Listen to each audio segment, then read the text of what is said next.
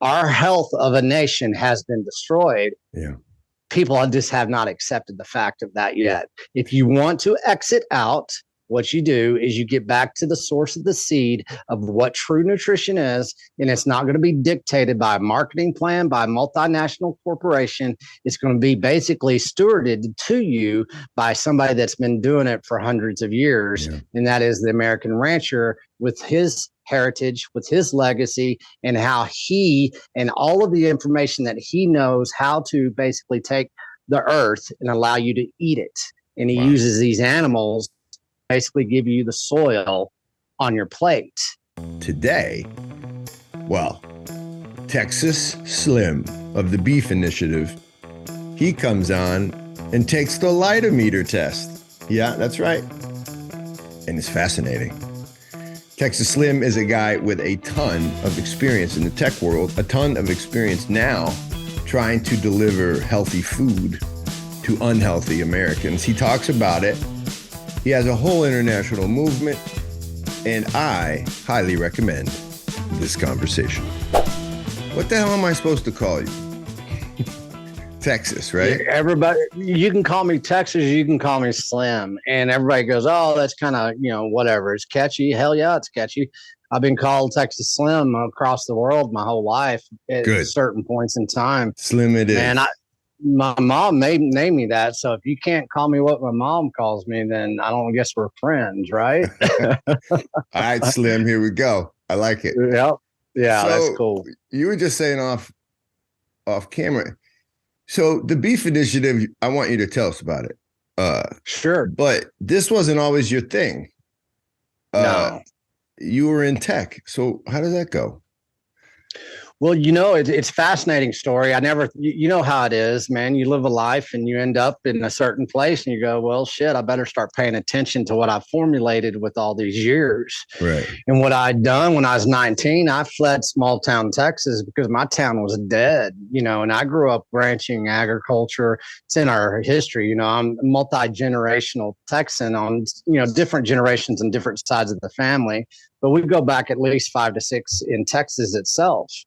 And so we've always been around agriculture and ranching, animal producing, taking care of the land. Well, my lifetime, we got out of it. But, I got trapped in whenever I was a teenager into the farm aid, did all that kind of nefarious things that happen with savings and loan, farmers losing their land, losing their equipment. The dead economy that was the first phase of really starting to destroy the American farmer rancher was in the 80s. A lot of people don't realize that.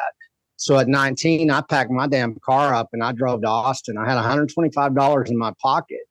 I've never been formally educated. I don't like the institutions, don't like the universities never had, because they perform a prohibition against the poor man. I grew up pretty poor.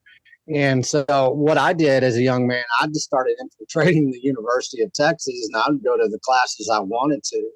And so I became self-taught in technology at the perfect time. It was a perfect storm in the 90s to get into technology. So I did.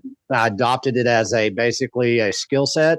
I met some fascinating people that were cyberpunks, all that kind of stuff. And you're single at this point. You're on your own. You're on my own. Yeah, on my own, everything. But what I did is I was able to basically work for a lot of startups there in Austin, Texas. It was innovation. And it's a lot what I'm seeing right now in a lot of spaces. I had some success in one particular startup company, and we ended up being bought out by Charles Schwab for $500 million in stock. Well, we became the technology behind Charles Schwab. So I saw success. I saw failure within startup companies, how to facilitate a grassroots type of movement, really. And what we ended up doing is it led me to being a research analyst for the telecommunications industry. By 2016, though, I was done. I saw what we were doing. I saw what technology, where it was going. I saw the division of interpersonal communication across our children in our nation, and I wanted no part of it. So, and then fast forward a couple. Go right there for 1 second, because I want to come back to how you get into the Beef Initiative, but sure, just pull that apart for us a little bit. You saw something in Mm-hmm. telecommunications and really in tech. Yeah. What was nefarious about, or if you don't like nefarious, what was wrong? What at the core philosophically, what was going on? Sure. Well, we were, 9/11 happened, right? I was working it was right whenever my company that I was working for, it wasn't my company, but where I was, we had a lot of innovation that we'd done, on the internet side of things. SBC, AT&T basically did a corporate takeover. And so I got put into the telecommunications industry, and then I was pretty good. I was senior project manager, all that stuff, and it led me to get into the research analysis part of things. And so what I really saw whenever broadband, within texting, within just the innovations, and I don't say it's nefarious because in the beginning it wasn't, it's just communications, right? That's what we're doing. We're moving, and it was cool. From the early 90s until 2015 or 2005, those were painful damn times. We had the dot-com boom, the bust, right? Yeah. Everybody's trying to find themselves. Google wasn't always around. Nobody bought shoes on the internet. There's so many things of layers that we had to create in this thing we called the internet, which is not even the internet anymore. But what I saw, honestly, I saw the true division of our society in ways that we weren't paying attention to. I was cited to do basically a report on the division of interpersonal communication and where this was going to lead us. What AT&T was trying to do and every other phone company was trying to do at this time, the AT&T really seriously had to sit down in boardrooms to see if they were even going to adopt the internet in the beginning. They had those discussions. They weren't always on board with what the internet was. Well, at this point in time, once we had broadband come up, we went into households and we had to find ways to divide the family up. How can we get one device, two devices in a home? How can we turn that into 12? Well, we got broadband now. We just had T1 lines. We didn't have broadband at a certain point in time. Once broadband kicked in, we started producing massive amounts of devices, and we tried to get Johnny in his room, Sally in her room, mom in her room, dad in his room. So that was a strategy. That was a strategy for the commodification of the soul or something like that. You betcha. And you can say nefarious or whatever you want to say, but what it was a business move. You have to, I guess. Your telecommunications, you're partnering up with all the big box stores across the nation. You're partnered up with Motorola. You're partnered up with everybody that basically sells every one of these devices right now. And so it was a huge opportunity for telecommunications and big tech to really get together and divide the family up in ways that we'd never been divided. Okay, you're in a perfect position to answer this. And this is already hot, so I got to ask you this. Cool. We're already ahead of where this is awesome. Because you've got this weird, so you're a businessman who understands distribution and development of products, and now you're talking about beef. We'll get to beef, I promise, guys. Sure. And this guy's super interested. I'm talking to the folks that like our little podcast, but is there a necessity at that moment as you watch these products come online and as you tech guys are designing, must it be the way it was? In other words, do you have to commodify the soul at that moment? Because here's the question, because you're in business. In other words, maybe the problem isn't so much the tech company, it's the concept of the human vis-a-vis the product. And so what I'm asking is didn't it have to go this way? Like, I know you got out, but aren't you going to go make another decision in another business world that's going to make me a product anyway? Isn't that the nature of what the capitalist society is? Now, I'm not against capitalism. What I'm trying to say, though, is aren't we heading this way because we have to? Because that's what our system demands is margins. And so you will do whatever it takes. What do you think of that? No, I think you're spot on with it. And that's why, you can always take the side of the fence, right? You can say, well, it was innocent, it was ignorant, it was nefarious, whatever it is. Bottom line, whenever you're dealing with a multinational corporation apparatus on a supposedly capitalistic standpoint, you're playing to win. You're in it to win it, and that's it. If you don't win it, somebody else is going to win it. And you basically, the telecommunications industry is a cash cow. It's always been a cash cow from day one. Man, you want to talk about the worst billing departments in the world, customer service, telecommunications. Yeah, by the way, we all know that, don't we, somehow? Right, we do, right? But as far as where we've ended up, everybody's to blame. I cannot put it on just the corporations themselves. And whenever you get into food, we can teach about the multinational corporations hijacking our food, our taste buds and everything. Well, bullshit. Guess what? It's done because of consumer demand. But because of salt and fat. We want salt. Hell and fat. Yeah, man. And then they can do whatever they want, man. If we're going to sit there and shove dog food down our throats and say it tastes good, they're going to give us dog food or cow, and we'll say it's tasting good, and it does taste good because. So if you flip here it, we are. If you flip it, in some ways, these humans at this time in history, call them Americans or Westerners. We've asked for it. Is that what happened on some level? Man, I guess. I think we were, I look at my parents and I use them as an example, and it's not a judgment against my parents, but it's, it's a way that I can really call people out.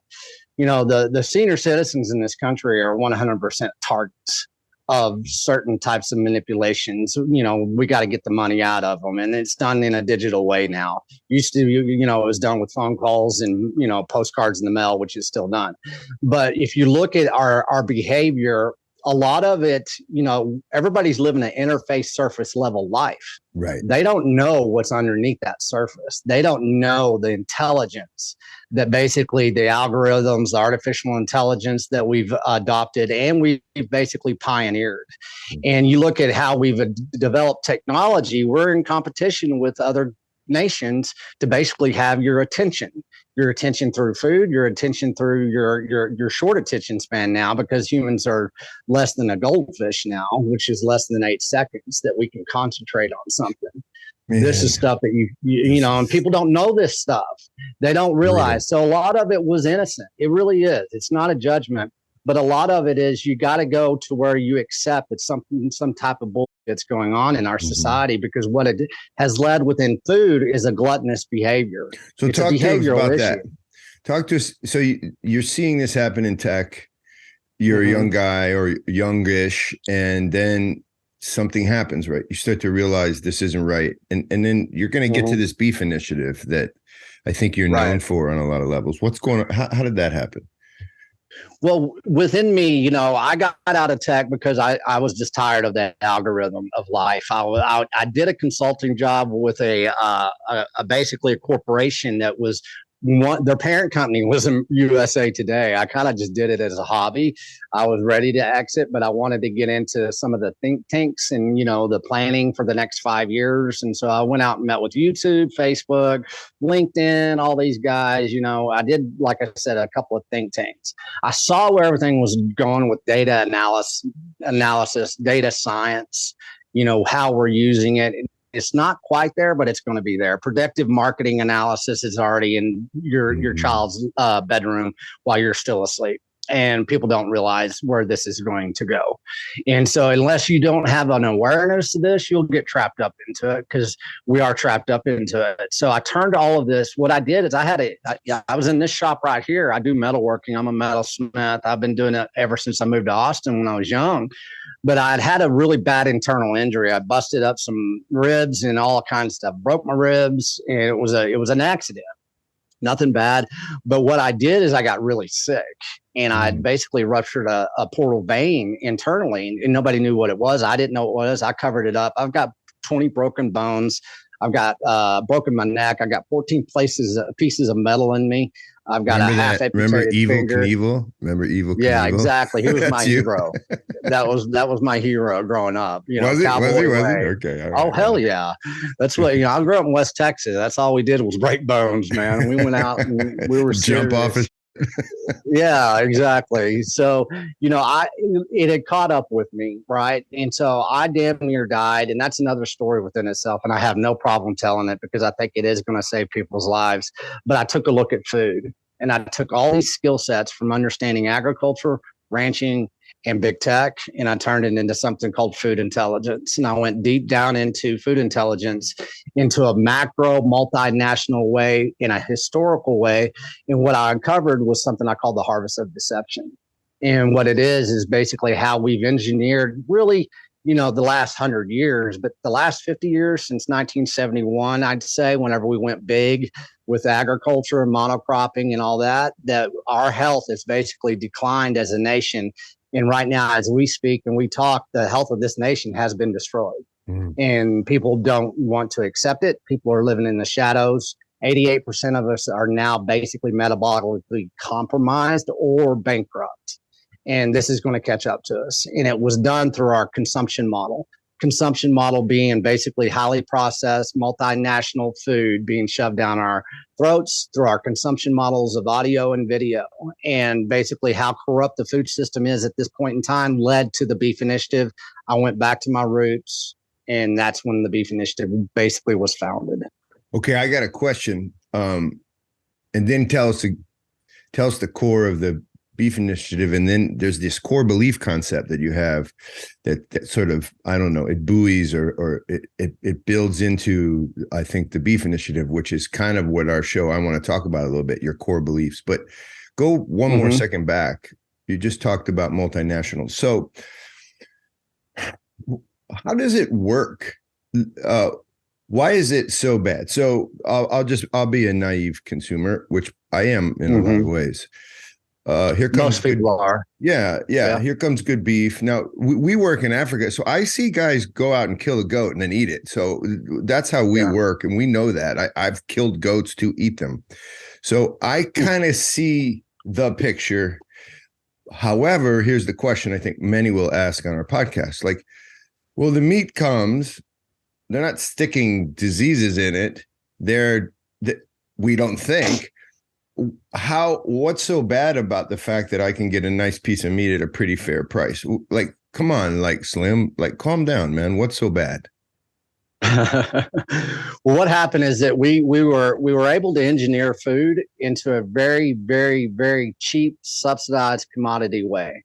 And pure, dense nutrition should never be subsidized. Whenever we subsidize food to make it to where it's a cost-effective mechanism that we can control societies and basically economies with, that's what we did when we went into monocropping. That's what we did when we went into chemical and, chemicals, GMO, everything that it basically was, I say, nefarious at this point, because they know it destroys our health. In a perfect example is using rapeseed as basically a global commodity that they insert into every food product that we consume. Rapeseed is basically a weed that is toxic, that was outlawed by the FDA in 1956.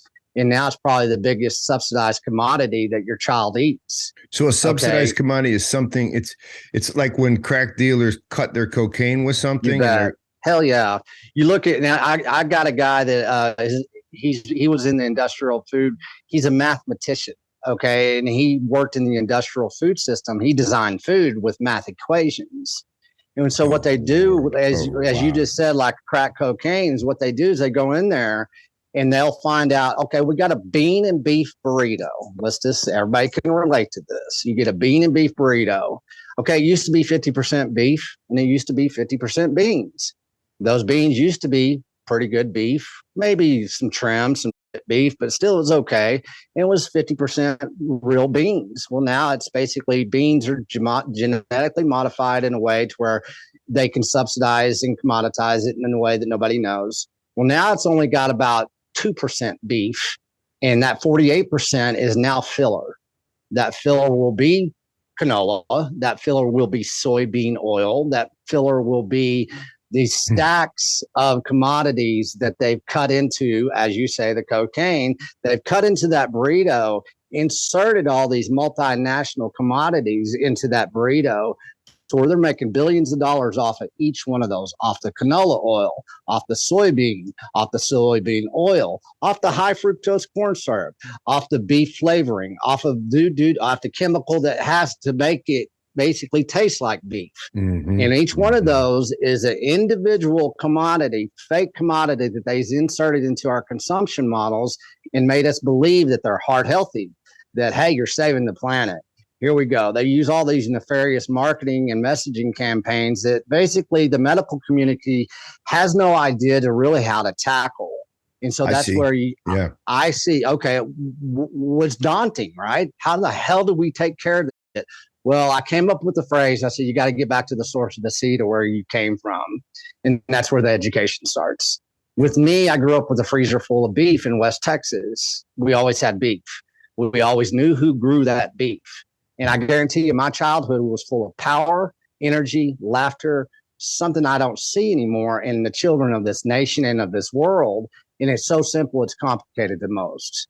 And what the Beef Initiative truly is about getting to the source of the seed of what true, dense, nutritional protein is and starting your life over from that one point of view. That's all you got to do. And if I'm going to bitch and moan about this, I have to come up with a solution. So I came up, I borrowed off my big tech, borrowed off ranching and agriculture, and I created something. I said, go shake your damn rancher's hand. Go develop a relationship with the person that lives and dies to feed you, educate you, let you know exactly why he does what he does. And that way you can respect him and you can give him a voice that he lost in 1971. Because what we did is we commoditized and subsidized the beef industry. So you gave me this is creepy, but my hair was standing up. Here's why. Because you're not really just talking about a singular problem. It's granular two ways. And here's what I mean. You're actually, by identifying this issue and making it real to me, which you just have done, and to other people now who are listening, and coming up with a solution about meet your farmer, you're going to get good food. But here's the real thing that I like, and it fits into our work.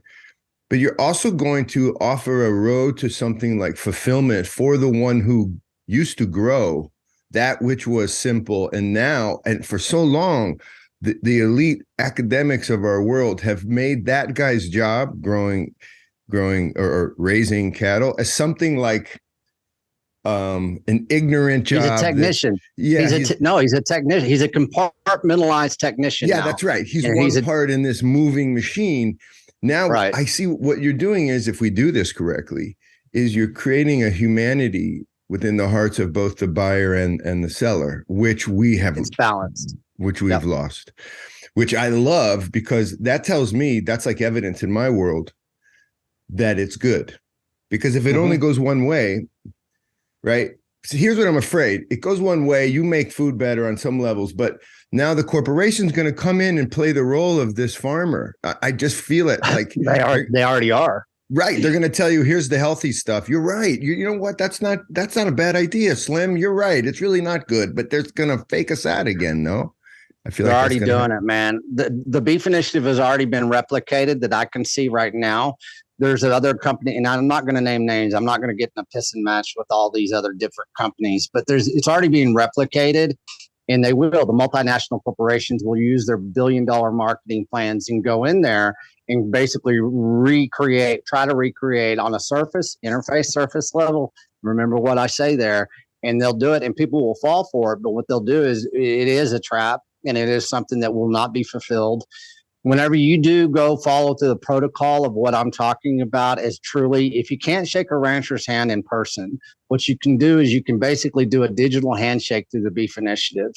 Because what we've done is I've gone out there, and every producer that comes in the Beef Initiative, we don't ask anything from them. We invite them. We say, hey, man, this is open source.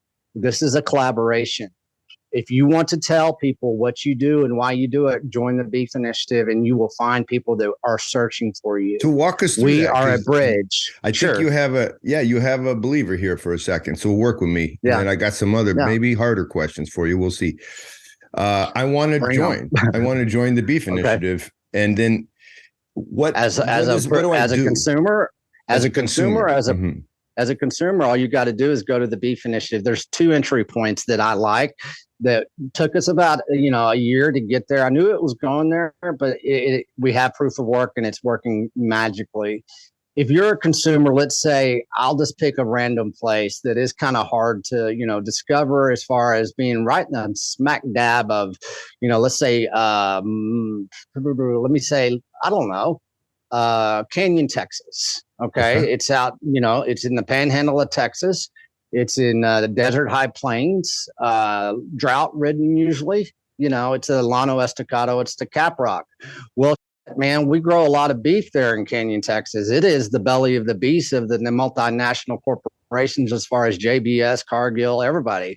I can't get any of the local beef, though. So I'm going to go to the Beef Initiative. And what I'm going to do is I'm going to go to the producer section and I'm going to search for a producer that's close to Canyon, Texas. Boom, it pops up. Who is it? Well, it's Panhandle Meats, Tier Bloom. Oh, look, they have their own processing center. They do grass finished and grain finished. They do everything that maybe I should learn a little bit more about this. Well, I'm in the Beef Initiative, have all this education in front of me. Well, yeah, I love everything that they're doing, but what about my cousin that lives up there in Washington State? They don't have anybody. He's tried. He looked at the Beef Initiative. Well, now he can buy beef through the Beef Initiative, through one of these producers that is shipping nationwide. And so what we're doing is we're shipping nationwide. We're allowing you to source your beef locally first. That's what we want you to do, because it's going to build your community. You're going to tell your family, your friends, everybody around you, say, hey, I got Panhandle Meats up here in Canyon, Texas. You guys need to start going. They have a storefront. They have a meat market. You can go look at the processing center. You can find out where this beef comes from. There's nothing there. They're totally honest and authentic with their protocols. They will let you know exactly. There's no antibiotics. There's no steroids. You find out, you start educating. You're like, man, this is fascinating. All these different cuts of the cow. I see. Yes, and then what do you know? Okay, well, guess you got Texas Slim's Cuts. He's in partnership with Cole Bolton of K&C Cattle down in Luling, Texas. We're shipping beef to 48 states right now, and I have all these different options of cuts and education. I can support a rancher. I can basically get beef delivered through me, a subscription model or a box. That's what I was just going to ask. So it comes to my personal freezer. You betcha. It's cut for the individual consumer. Nice. So all the way from basically a box of beef or just a cut of beef, you're going to have every option, but it takes the consumer to realize this is not freaking Whole Foods, Amazon. This is not the supermarket. This is an intentional international lifestyle that we're basically stewarding across the world right now. And what it is, it makes the person, the individual, I call the individual the first community that you're going to have, is that, okay, I'm going to change my consumption model. My consumer demand will now be supporting those who live and die to basically feed me, and who have been basically a prohibition of massive amounts has gone on the last 50 years. And if I don't do something as my individual community, we will not have these options anymore in the United States. A lot of people don't have these options across the world right now. That's right. Oh man, I've got 30 questions. Here's one. So Slim, if this works, and it is working, because I bumped into you through a friend of mine who's a big supporter of our work. And he said, come on, call him. I was like, he seems like a big deal. I don't know if he's going to want to talk to us. And what I realize is you're a true believer. You're Mother Teresa on some level, and you're doing this with beef. So here's my question though. You're going to, Christ went up there with the devil on the mountain, and he's like, hey, listen, you can have all this, brother. And so that's coming for you, because if you do this properly and people wake up, how do you not make us again through the Beef Initiative just another product? Because you're going to, if it's good question. Resources are coming your way. How do you stay out of the trap that all these other men and women have fallen in? And they do. And this happens all the time. You see it in the processing industry. And I'll use the processing industry as an example. In the United States, we have 4 major multinational processors that process 80% of our proteins, be it fake or be it beef, chicken, all that kind of stuff.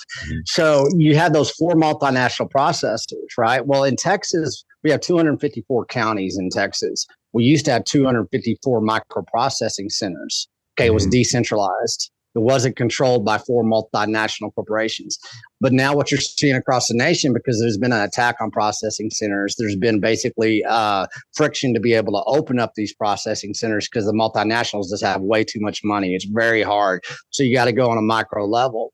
Well, they were decentralized. My grandfather was decentralized. What the Beef Initiative is, it's decentralized. We're not a centralized apparatus. We don't have any type of centralized control. The farmers and producers are now basically running the Beef Initiative. I'm the figurehead. I'm the founder. So there's no corporate structure at the top.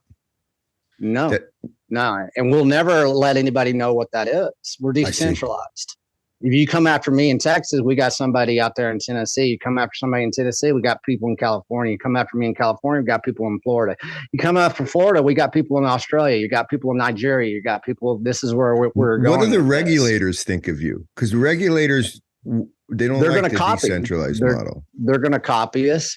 They're going to copy us in a nefarious way where people are basically going to be trapped in marketing plans, and basically it'll be interface surface level type of, fodder that they're going to steal from us. But once again, I go shake a rancher's hand, man. You can't stop me from feeding my children with this relationship that I have with this producer. Right. I have a many entry points of knowing who this producer is. And I tell everybody we're going to turn pop culture on its head. Yellowstone out there right now is the #1 TV show in the United States. Well, I'm going to tell everybody else, and I apologize for cussing, but I'm a cusser. We're the Yellowstone. And we're going to show people the true way of living that you guys are so yearning to find out because you're watching it on TV. Well, I'm talking to, 10 of these characters every day of my life. And we're building basically a food system that is decentralized.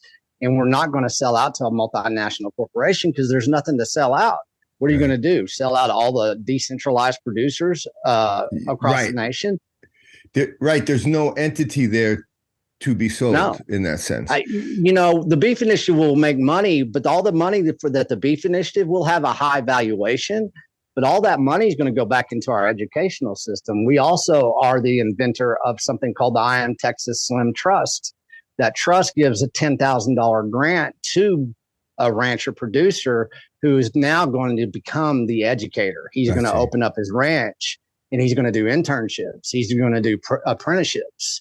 And we've already done that. Here's a tricky question. So on this show, we talk about the old world and the new world. And we do that because our guys that we send into the field for 2 years at a time, they go and work in what we call isolated, impoverished, developing, global South. It depends who you want to offend, but in cultures that are not Western. So like Sierra Leone, Mozambique, Georgian Republic. While we're there, what we see is what you're talking about. So my friends in Sierra Leone are killing much of their own food, if not all of it on some level, or they're growing it. But it's changing because the people you're talking about have arrived and they're arriving on the cell phones. And so one of the things that we say is, well, there's a mindset that is the last of the products. What my guys and my friends in Sierra Leone or Mali don't have is the mindset that the Western corporate CEO needs them to have, which is the consumer mindset. And that firewall, that thing that doesn't allow them to become a consumer, is this weird old world. You can call it religion.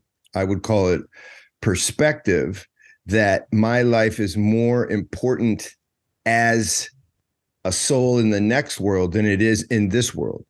And what I've found is the world you're describing, the world of the CEO, the big corporate world, is built on this fulcrum. And the fulcrum that we're constantly on and we're balancing on is this religious worldview of an afterlife. With an afterlife, there is fear of living a type of life, a type of life that dishonors my neighbor. Without an afterlife, if you're a monkey and I'm a monkey, then what happens is why wouldn't I dishonor you again? Why wouldn't I sell you a burrito filled with crack cocaine additives or whatever? I'm mixing the metaphor. Yeah. And I like it. I see this as a really important part of the maybe even your conversation, which is, why shouldn't I take advantage of the market and the desire of a human being who wants salt and fat? Why shouldn't I give them the salt and fat and give it to them any way they want it? After all, they want it. And I wonder, why should, like, tell me philosophically or spiritually or whatever, however, why shouldn't I do that? What's wrong with that? Well, once again, I said, they're in it to win it, right? I memean, they have families, they have legacies that they're trying to create, financial legacies or reputation legacies, whatever it is. I say, what is your true intent in this life? It's really simple. It's like, mine is that, purity, innocence, to save the innocence of our child's souls.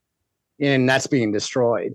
So anybody that wants to kind of come up to me and ask me why I'm doing it, it's to save children's lives. We're killing children with our adult consumption model and our adult consumerism. As you say, consumerism is not relevant in a lot of cultures. Right. So whenever it comes to that, it's not. It really is. I'm an exchanger of value for value. That's what I like. If I find value, I want to give the same equal value back. Right. And so if we can do that as individuals, individual communities, then, you go ahead, multinational, you're going to have to answer. There is an accountability mirror. It's not me. Everybody has to find that in their own place, is their time on this earth in their flesh. You have to answer. The truth comes out. The truth always wins. Isn't that interesting? Because my Muslim friends in Mali, their accountability was to Allah. So it was really simple. Like, someone could steal from you, but then the whole village would just say, oh, Allah, alhamdulillah. Like, that's not going to go well with Allah. Right. And that firewall, it's gone in the West. That's not a thing. Now, let's just say there's no God. Okay. There's no God. Sure. If you think there's a God, you still have that firewall. You see what I'm saying? Right. And I act according. Now, I'm not trying to turn this into a big God conversation. What I'm trying to turn it into is, how does this initiative, how does our work at First Things, how do we avoid that moment when the big corporation comes and says, here's some dough, and it's real dough, and it'll change your life. And you know what? It will. How do we resist that moment? Because I think your project is amazing, but there's going to be temptations for these guys. There's going to be temptations. Well, I don't. Once again, doesn't it come back to the self? We are living. Okay, social engineering is very prevalent. Is what I really wanted to get away from in big tech, was the social engineering in ways of algorithms, dopamine, blah blah blah blah, attention spans, all that kind of stuff. Well, the religion of self is what we're living through. A lot of people don't understand what that means. And the religion of self is, I'm a victim. I deserve this. I am entitled. And, everybody had, what did you brought up Satan and Jesus, up there, on the 40 days and stuff. What did Jesus tell Satan? He basically told him to piss off. So, go pound rock, bro. Right. Yeah, there you go. So, but what we see as a society right now, once again, I don't even worry about that. If my time on this earth was going to be remembered for saving children's lives, that's the only thing that matters in each individual. If you do not have the same intent, if you are basically trapped in the religion of self, you're going to have to answer. And that's not preaching, man. That's life on this rock that we live on. Yeah. And if you don't have that type of basically emotional maturity, and you're in it for yourself, go for it, man. Have fun, but it will have consequence in ways that I'm not trying to predict. It just happens. I mean, we all do it. Yeah. I think you're proving it, though, with the way you educated us. The consequences for the food chain are rough. I think it contributed to the pandemic, because in West Africa and in East Africa, there was no thing going on. It wasn't happening. The pandemic was basically a pandemic of ill health. 88% of Americans are now metabolically bankrupt or compromised. This fatty liver disease in children coming into doctors. See, we have a lot of doctors that report to the Beef Initiative. They're telling us what they're seeing on the ground. We're killing our kids. The BMI basically just got doubled, multiplied. They had to expand the BMI because half our children are on the pathway to obesity in the United States. That is because of the multinational poison that we're feeding them, because our food is commoditized and subsidized and has no nutritional value, but it tastes good. And once again, it's so simple, it's complicated to most. Our health of a nation has been destroyed. Yeah. People just have not accepted the fact of that yet. If you want to exit out, what you do is you get back to the source of the seed of what true nutrition is, and it's not going to be dictated by a marketing plan, by a multinational corporation. It's going to be basically stewarded to you by somebody that's been doing it for hundreds of years, and that is the American rancher with his heritage, with his legacy, and how he and all of the information that he knows how to basically take the earth and allow you to eat it. And he uses these animals basically give you the soil on your plate. And if we can basically, as the Beef Initiative, get that understanding, that vertical integration of what you need to do as a consumer or as a consumption model is basically get back to the earth. And that's what the big multinational corporations are doing right now, because they're talking about carbon and being a carbon farmer, sequester your carbon, everything, all this climate change bullshit is nothing but an idealistic, impressionable, playing on impressionable minds, and people are going to feel good about it, and they're still going to be eating poison unless they know exactly where it comes from. They're anticipating the feel good of trying to fix the problem they created. And so that's a pretty wild idea. So we're going to take a break. When I come back, can I ask you, we have this test called the lidometer. And so what it tries to do, I hear you as an old world voice. You sound more like a West African than maybe East Coast American. I'm just letting you know. Right. And I want to test. Will you answer like 5 short questions? It's fun. It's a fun test. 100%, man. Okay. Oh yeah. I'm totally transparent, man. I can't be Texas Slim now at this point and run from anything. So shoot away. So we'll come right back. 1 second. Hi guys. I'm inviting you to 2 events. One is here in Greenville, a concert on May 6th. Putting it together right in front of our restaurant at Hampton Station on the Green. It's going to be fun. It's an international music event of sorts. Local bands combined with a few really cool headliners, all to benefit First Things Foundation. May 6th in Greenville. Check it out. More to come. Also, on your radar, a special culinary event. It's happening in early September, probably over the Labor Day weekend. And it's happening down in the Florida Keys at a place called Pines and Palms Resort. That's right, in collaboration with those fine people there, we're going to bring down a select few people to learn about the Georgian Supra. We'll teach Tamada, we'll teach Georgian cooking, and we'll talk about the art of hospitality, which is the Georgian way. That is an update and an invite from First Things Foundation. Back to the show. All right, Slim, let's talk about this trip you're going to take. But first, because people who come to our podcast know this test, and it was sort of developed for one kind of reason, I'm a historian by trade. Started a nonprofit as sort of like, a love project, not unlike the Beef Initiative, I think. And basically, when I say old world in my own mind, it makes a lot of sense. When I say new world mind, the scientific mind, that makes a lot of sense. But for a lot of folks, especially when you're in the culture itself, it's hard to determine, okay, old world, new world, what am I? So we created this very scientific test, even though it's not scientific, but it works. So here we go. Let's find out, right? Sure. Shall we? So 5 questions. Just try to remember your score. 3 is fully 100% agree. That makes total sense. 100% in. 2 is probably got some issues with it. 1 is probably not true or not something I support.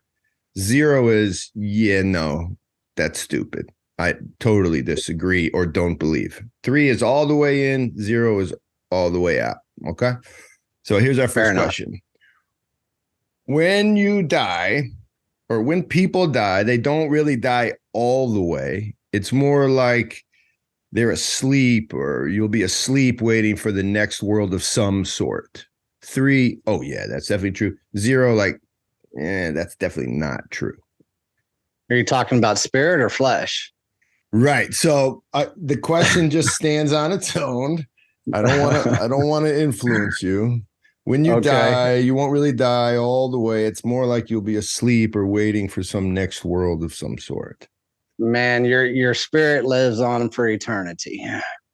3. Yes. Okay. 3. All right. I'm supposed to. We'll remember. Here's your second question. Okay. The best way to get to know about Slim, or the best way to get to know about you, is to ask someone else about you and not ask you. 3 is like, oh yeah, that's definitely the best way. 0 is that's stupid. Yeah, but man, I'm gonna admit what's the middle one? Because middle ones would be like probably not true is a 1, probably true is a 2. So you do 1.5. 1.5 it is. I'll hang out on the fence there. Total it in your head. Guys, people who are watching right now. 4.5. When John does 4.5 this, at this point in time. 1.5, 4.5. All right, excellent. Yeah. People watching this, Slim, are like, not this test again. Yeah, I love this test. All right. Number 3. When you, Slim, carry a picture of your friend or your parent or somebody in your wallet, or you're actually carrying that person around with you. Like, they're kind of there. They're closer to me because of the picture. 3. Hell yeah. Oh, 3. Okay. All right. 3. You got your score in your head? Yep. I got it too. 4th question. One more after this. Respect isn't earned. It's owed by you to others. Respect isn't earned. It's owed by you to others. I grew up. I got to put dialogue to this. Please do. That dialogue's great. I grew up as a little boy. I mean, small little boy in West Texas. If I didn't go up and shake somebody's hand and look them in the eye, I was being 100% it was on me. And I take all full responsibility. If I disrespect to somebody, then I'm a jackass. So you give respect, and that's it. And if you give respect, no matter who that person is, you're going to find out if they're a respectable person. You take the weight of that, and if they're a dip, they're a dip. You don't have to own it. So, you basically you present respect everywhere you go. You have to. You don't know who anybody is. We're all the same. Well, that's what you have to kind of look at. So, man, well, I don't want to give it. I love. Yeah, that's magnificent. I'm with you on that. That's what I have. That's what I say too to this. Now, some people say, well, people are going to take advantage of you, yada, yada. But I'm like, well, then no, see right there. If they say that, then what are you, weak? Are you fragile? Or you don't have a base layer of foundation in your core belief system where that's really going to bother you? Let them disrespect you. Let them expose themselves. Man, truth is basically, this is how we operate in the Beef Initiative. You want to go ahead and, I always tell everybody, what I do exposes the truth.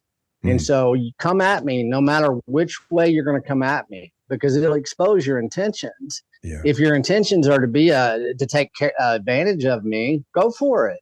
I'm okay. I know where I stand. Man, that is a very rare answer on this test. So you would give that respect. You're saying 3, like, yeah, it's owed. Yeah, 100%. Yeah. Oh, wow. Yeah, by far. I did not see that one coming at all. I think people watching. Nah, man. Like, oh, yeah. All right, one last one. Go for it. So we can talk about it again. We'll get this number out. And No, we'll we got plenty. We'll have more than one podcast. Let's just okay, say good. I enjoy speaking to you, man. So yeah, I can't wait. Here's the last one. Fifth question. I can't wait to live with my parents in one big house when they get really old, or / I can't wait to go back to my kids' house and live with them when I get old. 3 is hell yeah. 0 is like, yeah, I don't want to do that. Oh, I want every bit of that, man. We come from family farms. We come from, I think that's what happened in my childhood, is that the family was divided in a social engineered way. You look at my parents divorced in the 70s, and it was the decade of divorce. A lot of that was done through pop culture. A lot of it was done through economic measures and everything. It killed the family. So no, in other cultures across the world, you take care of your parents until they're off into this next life. And so, no, I would love to bring that back in this culture in the United States. Is like, I'll take care of my parents until their last breath. Yeah. And then 3. I want my son to figure, that's definitely a 3. Let's say a 5. Okay, right on. So in my very non-mathematical brain, you were 10.5 on that with a 3. So something like 13.5. So I got to tell you 13.5 is what I got. Okay. Holy smokes. All right, check this out. So again, I call this very scientific because I think there's an intuition to the soul that has rules. I think intuition, people think of intuition as like, it's floating around. It's a floating around idea. No, I think it has, intuition is tied to something like the God portal, like the noetic person. And I do think there are ways to operate in the spiritual world, just like there are ways to operate in the material world. So here we go. I think it's a scientific test in a noetic way. Here it is.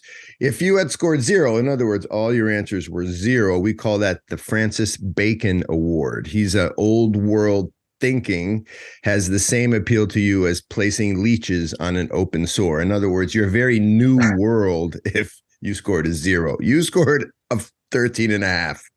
So you are not that dude on this test.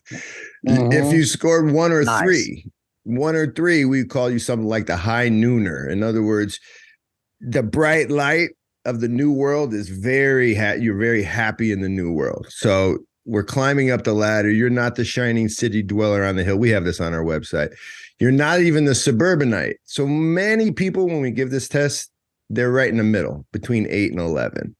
But bro, you're falling in the villager. So here's what we call you on our test. The old world is in your bones. There's a really good chance you hate malls. Places like old Algeria and Ethiopia, they like you and you like old places. Your Spotify collection has some kind of weird old music in it or old West Texas sounds in it. And you like things that are old and you don't mind a little hierarchy in your world and you get that you have to show respect. And dude, that's feels true to me. That's amazing. That's so cool. I'll just say this. This is my comment. Okay. I'm Texas red dirt country all the way, right? Here we are. West Texas, Llano Estacado. I mean, the dirt is red and the country in Western is true country in Western, right? Well, I'm also listening to some African, basically Afro, techno, hip hop, all kinds of cool stuff that I love. I'm getting the international brain going here. And so I'm listening to some really cool Asian meditation music. I'll be in Thailand soon. It'll be I've been to Thailand before. So we're going to go ride motorcycles up into the jungle a little bit as far as the forest and everything in northern Thailand. So I always like to hear the vibration of, where I'm going. So I'm getting ready. So all my music playlists are very diverse. A lot of people would not even understand. Tell us about your trip. What are you trying to do on the trip? And also, you have an invite to Mozambique and Sierra Leone. If you're going to the Caucasus in Georgia, come hang out with our guys there that are doing work that you would totally resonate with. But I'm looking at Nigeria right now. I want to go to Nigeria. We're trying to make that happen as well. So I want to go to the continent for sure. I don't want to generalize Africa. That's disrespectful, right? And I want each country to have a say so. So I'd love to visit every that, every part of it that would have me. But what we did within the Beef Initiative, I tried to make this something and we're in the Bitcoin space because it's very international. It's a global movement. There are no borders within Bitcoin, and it's decentralized thinking as well, which I really enjoyed in the beginning. But Australia really, I've got some friends in Australia, and we really just started collaborating. And now I had 5 summits here in the United States in 2022. Well, we're heading off to Australia next Saturday, and we're going to go and have 5 summits across the continent of Australia. Wow. We're bringing everybody in together, farmers, ranchers. We're basically just, there are no boundaries. We're doing a lot like what you're doing right now, and we're going to do it with the Beef Initiative. We're going to give insight to these ranches. We're going to open gates across the world right now is what I'm saying in 2023. It's like we opened about, a few gates in 2022. Well, we're going to go do it internationally now, and we're going to let you shake those ranchers, farmers' hands on an international front so you can see that this is not something that has any borders. It does not have to be in Texas. It does not have to be in the United States. We can be any place in the world, and you can have market access to this lifestyle and to this access to the pure, dense protein. And, it'll be beef in some places. It's going to be something else in other places. Right, this is about clean food. This is about clean food, and this is not even a freaking carnivore or vegan thing, man. This is about clean food. So you can't come at me saying, oh, you're anti-vegan. I'm not anti-vegan. There's people in Africa that all they eat is mushroom for their proteins, man. Mm-hmm. This is about having access to good nutrition again as a people who want to feed their children. And they don't want to participate in this multinational, highly processed lie that we've basically engineered over the 5 decades that I've been alive. Who pushes back on you the most? Who's the entity? Nobody. Nobody yet. Man. I know. They can't figure it out. Exactly. They can't figure it out, man. So I asked them, what's your intentions? Because I tell them what my intentions are. I'll go to the grave, man. I'm going to go save some children's lives. They are powerless right now over our adult consumption model. That's a bunch of bullshit. And we've got to wake up as a people, as a parent, as an individual community, whoever you are. If you don't have children, well, you better work double time then, because the parents are busy. Yeah. You better start educating the parents so the children can actually have the life that I had growing up. And it wasn't rich. It was basically rich in protein. It was rich in dense nutrition. And until you, the individual parent or the individual community, can accept that, then you're not going to be happy in the way that you have an opportunity to be happy. It is a lifestyle. We build out locally and we broadcast globally. That's what this trip to Australia is about. Then we'll be going to Africa, I hope. Then we're going to go to Europe. Wherever anybody will have me. I told everybody this year, I drove 60,000 miles last year across the United States on back roads. I went and saw what this country is. We are one big food desert right now. A lot of communities, all they have is a Dollar General, a convenience store, and a Walmart that's about 50 miles away. That is how we're feeding our children in this nation. And that has to stop. And if you want to come along, come along. If you don't, go ahead and eat your pizza pockets. It's got to break down, doesn't it? It's gonna move toward decentral. The system can't support itself on some level, right?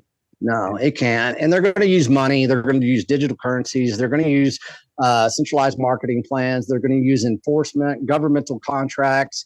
But it takes education. And the best starting point of that education, and my mission is to start it within the Beef Initiative, that collaboration, that are people out there that are doing it every day, 24/7, 365. That's all it takes.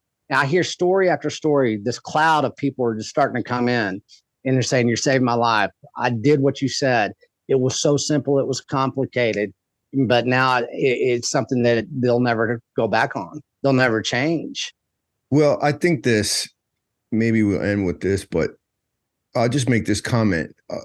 Our work is about decentralization too. There's an alliance here, because what we saw was that most small projects done by local people So, like working with a little textile family in Guatemala, what happens is we can help build capacity for their business or for their project by literally just supporting the idea they already have. They know what to do. What happens is most international interventions in aid, they start with a plan that's drawn up in, New York at the UN, or it's drawn up by some aid agency, because they're seeing it as a big giant puzzle to, like, the Mayan problem to solve. And so they see this person as one piece in this bigger project. And what we learned is if you just go and listen in the local language, wait a minute, this guy's brilliant. He can't read or write, but he's brilliant. He knows exactly what he needs. And his family's ready to go. They just need 4 more machines and maybe, a couple $1,000s to buy a little shack. And here's the deal. We can hook that up. And then some, your impact's not very great. Oh, wait a minute, back up.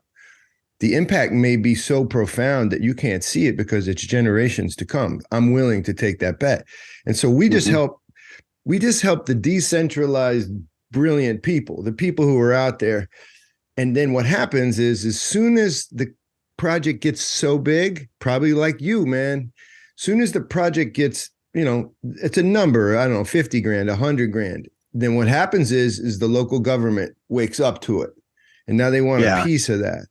And what I found is if you keep the project small, nobody cares, but enough projects around the world, and you start to create real honest change. And so there's something 100%. about your project that It's a feels collaboration. that way. I see it as a collaboration. Definitely. I see something that they can talk all the BS they want. They can buy out as much as they want. I see it happen in regenerative farming and ranching all the time. People getting bought out. I just saw a website today, and if you go through the website, I'm not going to say who it is, but it's me talking, damn it. And so they're already doing it. I'm serious. Their head dude is saying what I'm saying. They have one of our boxes that I just created, and it didn't exist because we did our research. And now it's copy and paste, man. And that stuff's going to happen. But you know what? Go for it, man. What's that saying? Flattery. That's right. You or still is flattery or something. Mimicry is the best form of flattery or something like that. Yeah. All right. Well, so let's do a second one. Maybe you get me on what you're doing someday. I'd love to come over and talk with you guys. That would be fantastic. Let's do this. What I'll be doing, and I want everybody to know this because this is the first entry point, maybe for a lot of them, for knowing what we're doing with the Beef Initiative.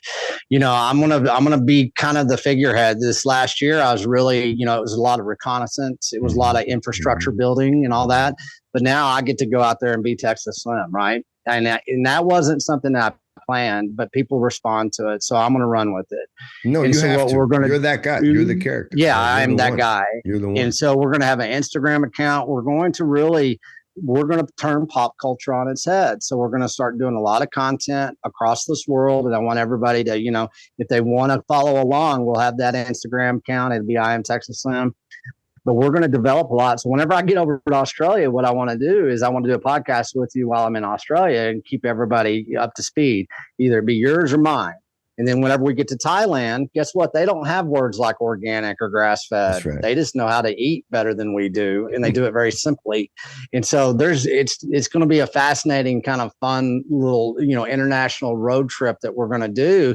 And I really want to, get this collaboration going. Say, hey, man, what's going on with you over there in Australia? And you can tell me examples because you have some history to reflect upon, and you've done it very well so far.